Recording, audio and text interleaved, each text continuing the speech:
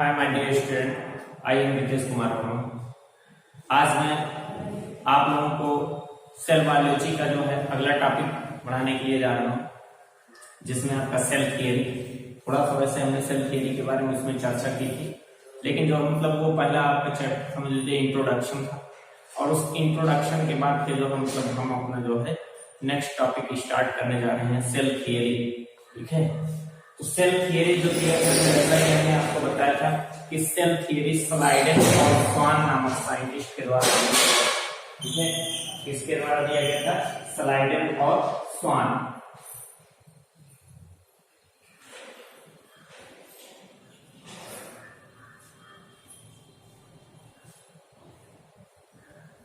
ठीक है, तो स्लाइडेन और स्वान नामक साइंटिस्ट के द्वारा जो है सेल थियरी दी गई थी, जिसमें जो मतलब स्लाइडर और स्वान के द्वारा जो दिया गया था उसमें उन्होंने कहा गया, ठीक है, जो स्लाइडर स्वान ने जो मतलब अपने सेल थियरी का सिद्धांत दिया, उस सिद्धांत में उनके द्वारा कहा क्या गया, ये चीज आप देखिएगा कि इसमें जो मतलब इन्होंने बताया कि पहला पॉइंट था, all living things are made up of one or more cell.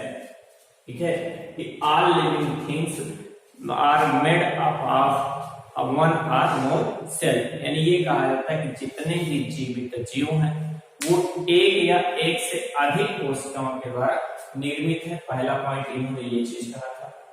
दूसरा क्या कहा था कि cell are the basic functional unit, ठीक है, विद इन ऑर्गेनिज्म। एक जीव के अंदर जो है सेल, हमारा जो कोशिका होती है, वो एक फंक्शनल यूनिट है, एक क्रियात्मक इकाई है, और जो मतलब जो कि एक प्रकार से आप कह सकते हैं कि केमिकल कंपोजिशन के अकॉर्डिंग जो मतलब ये संरचनाएं होती है। और कह रहे हैं and the chemical reaction of takes place within cell, यानी एक कोशिका जो है जीवन की जो है मूलभूत इकाई होती है, किसी भी जीव के जीवन की मूलभूत इकाई होती है, जिसके अंदर उसमें होने वाली सभी रासायनिक क्रियाएं संपन्न होती। ठीक है, और तीसरा पॉइंट इन्होंने क्या कहा था, all cell arise from pre existing cells, यानी जो है सभी नई सेलों का जो निर्माण होता है वो पुरानी कोशिकाओं से होता है। ठीक है, यानी जो पुरानी कोशिका होगी उस पुरानी कोशिका से नई कोशिका का निर्माण होता है। तो ये तीन पॉइंट जो दिया गया था वो किसके द्वारा दिया, मतलब किसमें दिया गया था? सेल थियरी में, स्लाइडर और स्वान के द्वारा। ठीक है, बाकी एक जो मतलब जे ब्रैकेट नामक साइंटिस्ट थे, जिन्होंने 1961 में ये चीज कहा कि जो प्रोटोप्लाज्म है,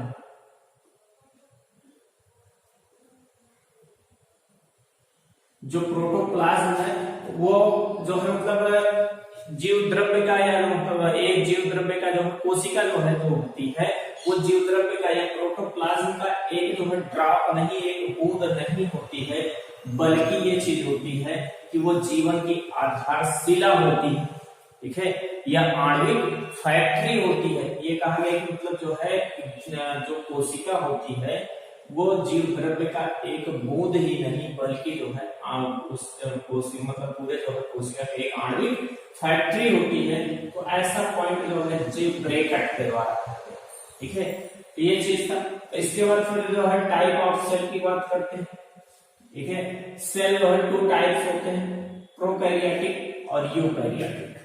दूसरा पॉइंट हमारा है यूकैरियोटिक, प्रोकैरियोटिक सेल और यूकैरियोटिक सेल। तो प्रोकैरियोटिक सेल जो है, ये प्रोकैरियोट शब्द जो बना हुआ है ये ग्रीक वर्ड से लिया गया है। यहाँ पे जी याद है ना, ग्रीक वर्ड के मतलब जो है ग्रीक वर्ड के 2 वर्ड से मिलकर के बना है। पहला वर्ड है प्रो, प्रो फॉर होता है प्रिमिटिव या आद्य या पुराना, इसी को कहते हैं, या पुराना, ये अविकसित, अविकसित। तो मतलब जो है आप कुछ भी कह सकते हैं। और कैरियन फॉर न्यूक्लियस या केंद्रक,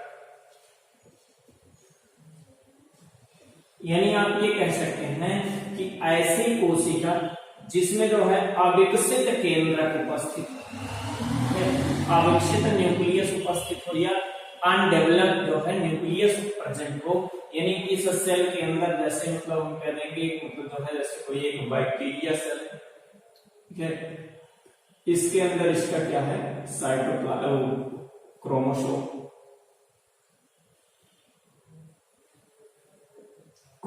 है, ठीक है, और इसके अंदर जो मतलब इसमें क्या है एक प्रकार मतलब इसका प्रोटोप्लाज्म। तो ये कह रहे हैं कि जिसमें न्यूक्लियर मेम्ब्रेन जो है एब्सेंट हो, ऐसी कोशिकाओं को क्या कहा जाता है, मतलब प्रोकैरियोटिक सेल कहा जाता है। अब यदि न्यूक्लियर मेम्ब्रेन एब्सेंट होता है तो कई चीजें होंगी, जो न्यूक्लिक मटेरियल होगा,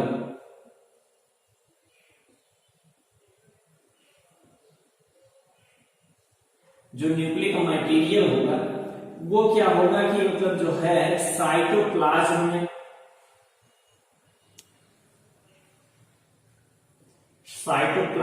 स्कैटर्ड होगा, क्या होगा, यानी छिटका हुआ पाया जाएगा।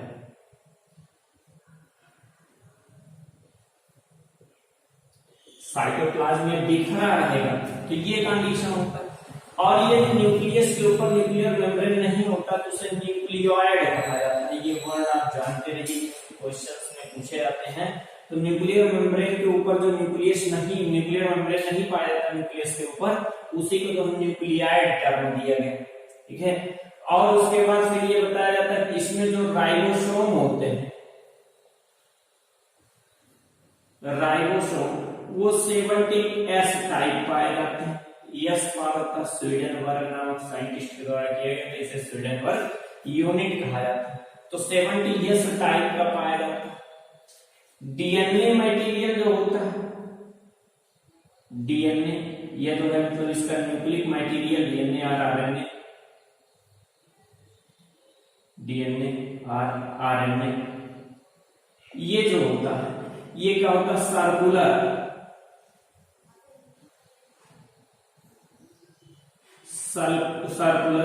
विदाउट हिस्टोन प्रोटीन,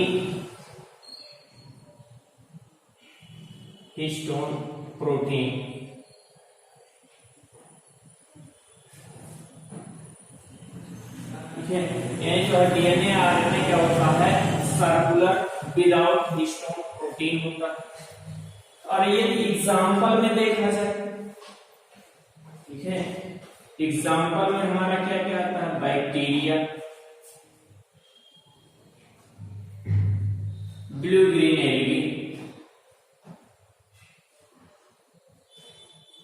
एल्गी और माइकोप्लाज्मा। तो ये सब जो मतलब हमारा किसमें आता है, ये एग्जाम्पल में आता है। इनको जो मतलब क्या किसमें रखा गया है, प्रोकैरियोटिक सेल के अंतर्गत, यानी ये जो पूर्ण रूप से डेवलप न्यूक्लियस के विहीन होती है, इसीलिए जो है इन्हें क्या कहा जाता है, प्रोकैरियोटिक सेल। यूकैरियोटिक सेल दूसरा टाइप, ठीक है।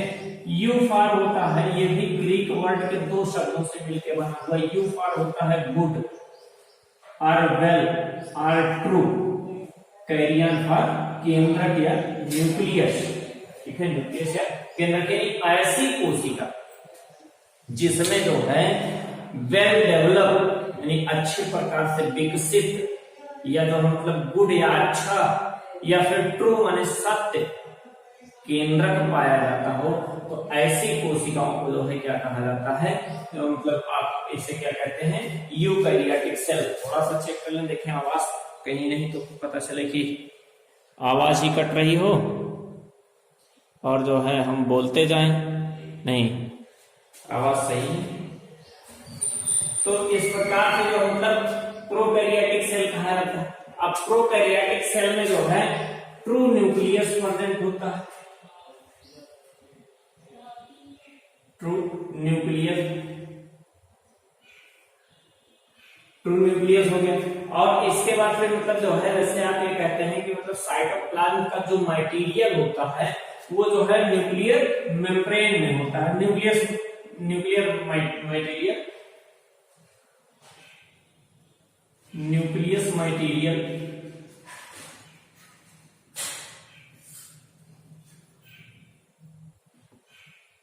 न्यूक्लियस मटेरियल कहां होता है? न्यूक्लियर मेम्ब्रेन के अंदर।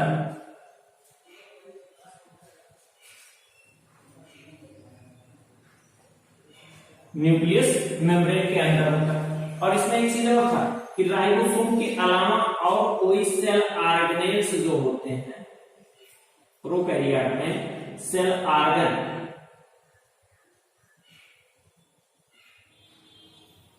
Are absent. ठीक है, तो सेल ऑर्गन इसमें एब्सेंट भी होते हैं प्रोकैरियोट में। न्यूक्लियस मेम्ब्रेन का मतलब न्यूक्लियर मटेरियल जो होते हैं न्यूक्लियर मेम्ब्रेन के अंदर होते हैं, यानी वेल डेवलप्ड न्यूक्लियस का फॉर्मेशन होता है। राइबोसोम जो पाए जाते हैं, राइबोसोम 80S टाइप पाए जाते हैं। ठीक है, माइटोकॉन्ड्रिया,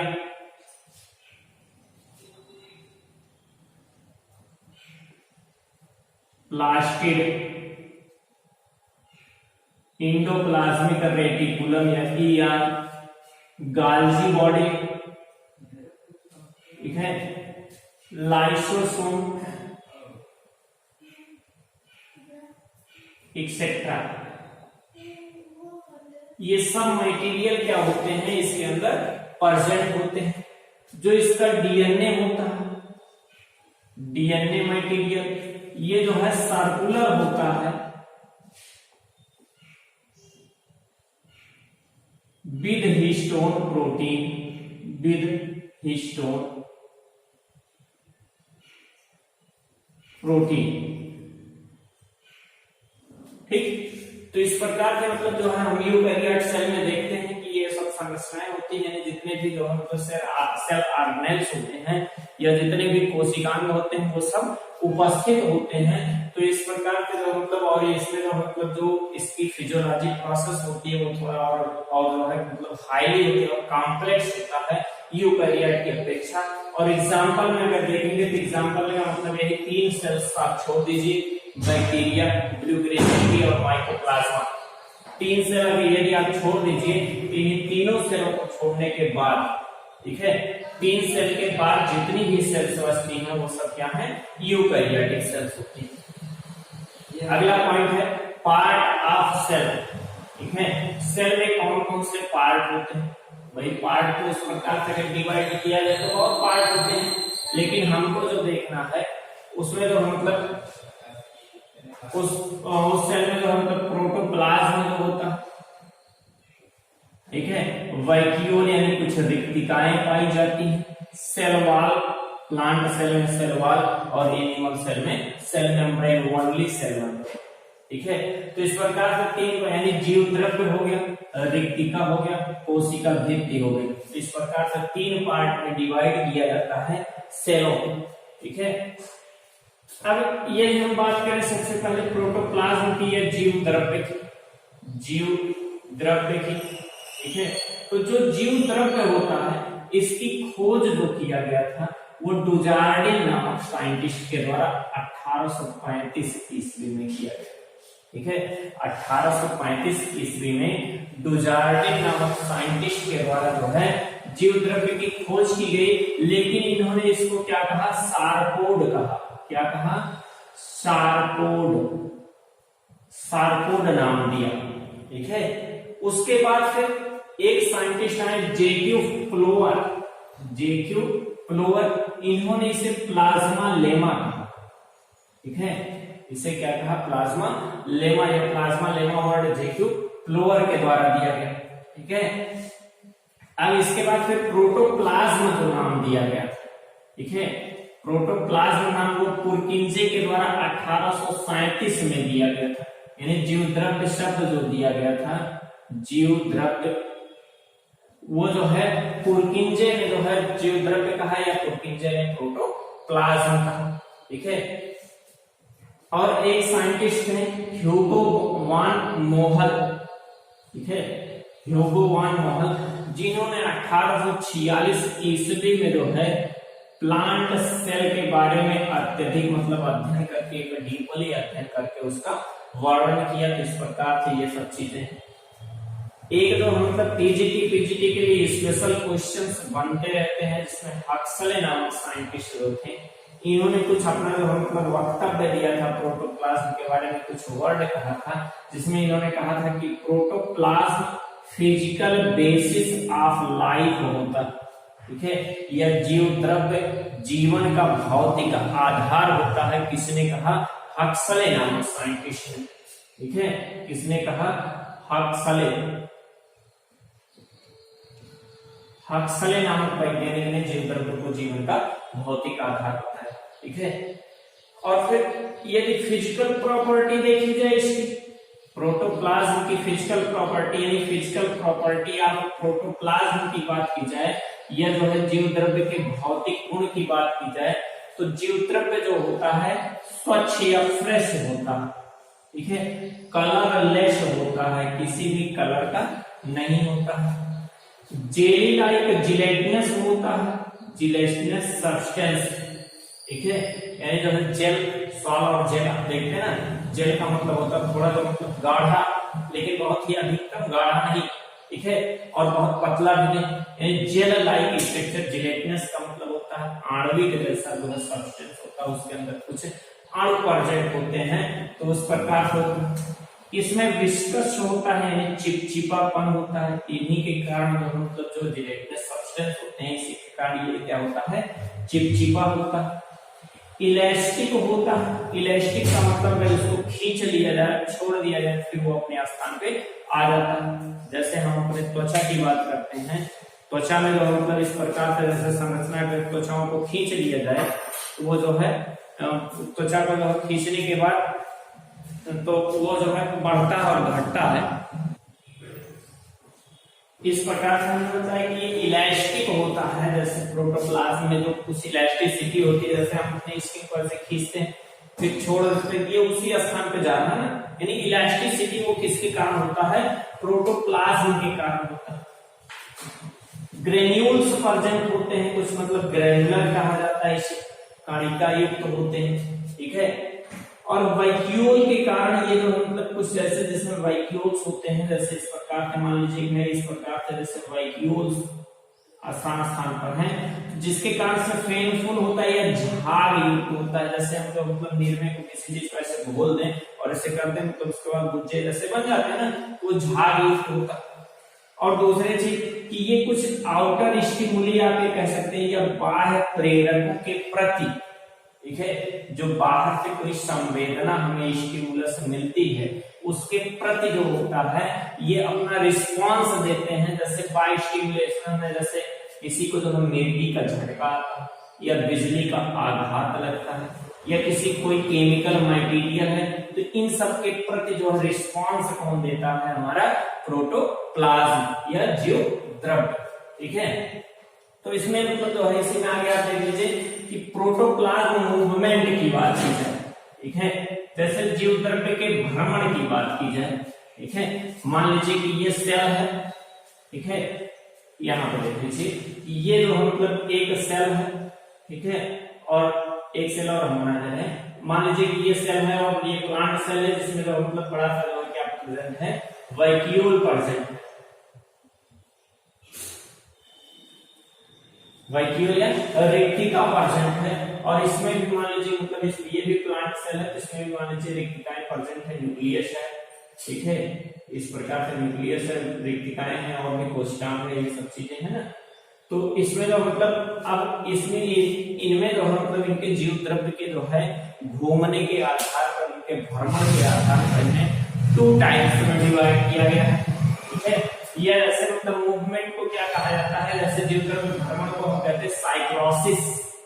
तो साइक्लोसिस मूवमेंट जो है 2 टाइप्स होता है, जिसमें आप एक कहते हैं घूर्णन या जिसे रोटेशन कहा जाता है, ठीक है।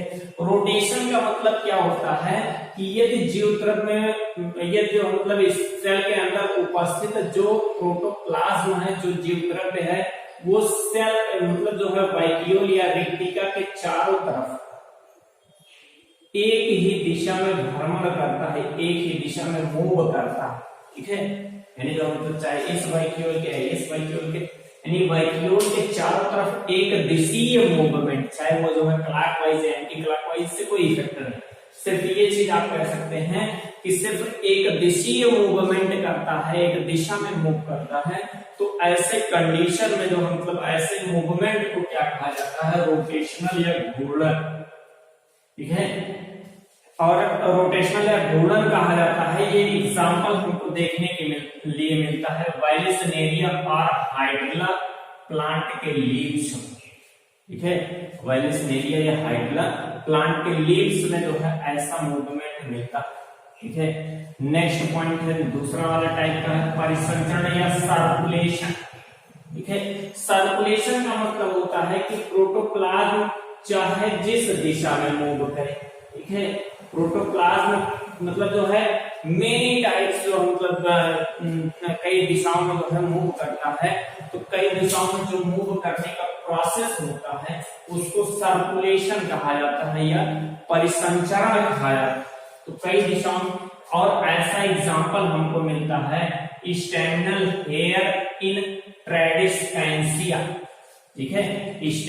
स्टेमिनल हेयर इन ट्रेडिस्पेंसिया यानी जो है ट्रेडिस्पेंसिया के पुंकेसरीय रोम में, ठीक है।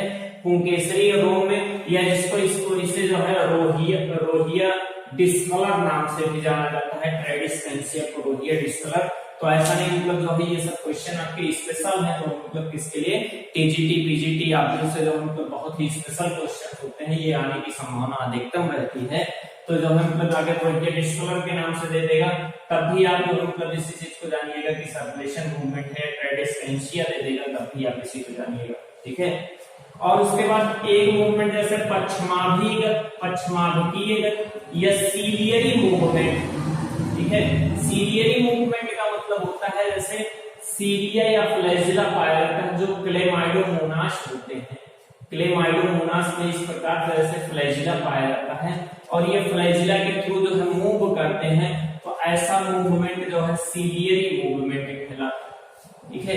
अमीबॉयडल मूवमेंट या अगला है अमीबीय या अमीबॉयडल मूवमेंट, ठीक है। यानी अमीबॉयडल मूवमेंट का मतलब ये होता है कि अमीबा जो होता है उस अमीबा के अंदर जो मतलब कोई ऐसा तो है नहीं मतलब कोई जो है किसी प्रकार के जो गमन करने का कोई आर्गन पाया जाए, तो उसमें स्यूडोपोडिया जैसे फॉर्मेशन होता है और उसके थ्रू वो मूव करता है। यानी स्लाइम मोल्ड भी जो होता है वो जो है मतलब उसी टाइप में वो भी मूव करता, तो स्लाइम मोल्ड जो है इसीलिए इसे मतलब अमीबा की गति करने की प्रक्रिया जो है स्लाइम मोल्ड में होती है। तो ये सब जो मतलब किसका मूवमेंट है, प्रोटोप्लाज्म का या जीवद्रव्य का जो है मतलब ये भ्रमण होता है जीवद्रव्य का जो है सेल के अंदर, ठीक है। अगला ये जो मतलब हम देखें जैसे नेचर की बात करें, ठीक है, नेचर ऑफ प्रोटोप्लाज्म, ठीक है।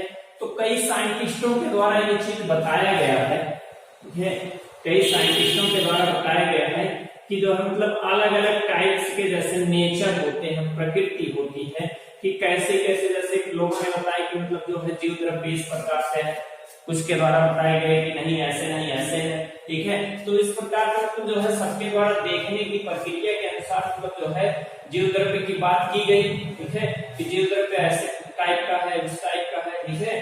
तो इसमें जैसे मतलब जो है आपका पहला है, ठीक है, ग्रैन्युलर थियरी, ठीक है। ग्रैन्युलर थियरी के बारे में आर अल्टमान नामक साइंटिस्ट के द्वारा दिया गया था, जिसमें इन्होंने ये बताया कि जो जीवद्रव्य होता है, जीवद्रव्य कणिका युक्त होता है, ग्रेन्यूल्स प्रेजेंट होते हैं, यानी इस प्रकार से उसके अंदर कण उपस्थित होते हैं, तो ग्रेन्यूल्स होता है। तो उन्होंने इस थियरी को कि जीवद्रव्य की जो नेचर प्रकृति होती है वो कणिका युक्त होती है, इसीलिए इसे ग्रेन्यूल कहा। रेटिकुलेट की बात हम करें कि रेटिकुलेट थियरी किसने दिया, रेटिकुलेट थियरी हर्ट्ज ने दिया था। रेटिकुलेट का मतलब इन्होंने कहा कि जीवद्रव्य जो होता है वो जालिकावत होता है, ठीक है। इस प्रकार से इसमें जालिकावत संरचनाएं होती है, नेट लाइक स्ट्रक्चर होता है। तो जीवद्रव्य हमारा जो है इस प्रकार से होता है, हर्ट्ज के अनुसार जालिकावत होता है। और फिर जो मतलब एक साइंटिस्ट है मुसैली, ठीक है, बुसैली बुसैली के द्वारा कहा गया कि जो जीवद्रव्य होता है वो एल्वियोलर होता है।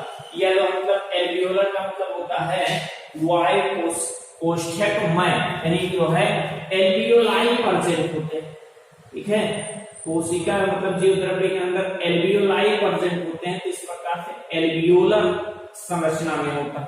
ठीक है, और किसी और के द्वारा ये चीज कहा गया कि नहीं, जीवद्रव्य जो है फाइबर लाइक होता है, यानी इसमें जो मतलब जैसे फाइब्रस संरचना में ऐसे फैले होते हैं जीवद्रव्य। ठीक है, फाइब्रस लाइक स्ट्रक्चर में होता है। तो ये जो मतलब चार चीजें जैसे ग्रेनुलर थ्योरी आर अल्टमान के द्वारा दिया गया, रेटिकुलेट थ्योरी हंसटीन के द्वारा दिया गया, बुसैली के मतलब जो एल्वियोलर थ्योरी बुसैली के द्वारा दिया गया, फाइब्रल थ्योरी भी मतलब जो है इसके लिए दी गई। तो इस प्रकार से चार थ्योरी दी गई कि इसी नेचर का जो है प्रोटोप्लाज्म होता है। ये बहुत पहले की बात थी, तब जो मतलब उतना सेल के बारे में अध्ययन नहीं किया गया। यदि केमिकल कंपोजिशन की बात करें, केमिकल कंपोजिशन ऑफ प्रोटोप्लाज्म, यह जो है जीव द्रव्य का रासायनिक संघटन की बात करें तो जीव द्रव्य किस संगठन में होता है। ठीक है, जीव द्रव्य जो है किस प्रकार से होता है, जैसे इसमें ये चीज बताएगी कि जल की मात्रा जो होती है वो 90 से +2 हो सकती है या -2 हो सकती है। ठीक है, यानी 88 से 92 तक आप ऐसे कह सकते हैं, इतनी मतलब जो है इसका अमाउंट किसी प्रोटोप्लाज्म में होता है। प्रोटीन का जो ये परसेंटेज है, कितना परसेंट प्रोटीन का जो अमाउंट होता है, ये 7% से 2 आगे यानी 9 भी हो सकता है, या 7 से 2 कम, जो +-2 लिखा गया इसका हमको 7 से 2 कम यानी 5 भी हो सकता है, इतना परसेंट होता है। ठीक है, कार्बोहाइड्रेट जो होता है, कार्बोहाइड्रेट ये 2% से जो है 2 से जो है 0.5% कम या 0.5% अधिक हो सकता है। लिपिड्स जो होते हैं वो 1% से 0.5% कम या अधिक हो सकता है। इनऑर्गेनिक मटेरियल या जिसे अकार्बनिक पदार्थ कहते हैं, अकार्बनिक पदार्थों की मात्रा भी जो है हमारा लिपिड के इक्वल होता है, यानी जो मतलब आप ये कह सकते हैं कि 1 से 0.5 कम या 0.5 अधिक होता है। आरएनए जो होता है 0.7% होता है। ठीक है, और जो है डीएनए जो होता है ये 0.4% होता है। तो इस प्रकार से जो है मतलब जीव द्रव्य संगठन की प्रक्रिया थी। तो इतना जो है पॉइंट आपके जो है प्रोटोप्लाज्म या जीव द्रव्य में था, जिसमें जो मतलब ये चीज आप जान लीजिए, फिर इतना आप तैयार कर लेंगे, इसमें से कोई ऐसा क्वेश्चन नहीं है कि जो इसमें जो मतलब पीजीटी में बाहर से आए क्वेश्चन और जिसे आप ना समझ पाए। ठीक है, सिर्फ क्वेश्चन का जो मतलब मॉडल चेंज कर सकता है, यदि आप इसमें से सब चीजें आपके दिमाग में है तो ऐसा कोई क्वेश्चन नहीं है, चाहे वो मॉडल चेंज करके दे चाहे जैसे दे, आप हल कर सकते हैं। तो आज का क्लास यहीं तक। थैंक यू, जय हिंद।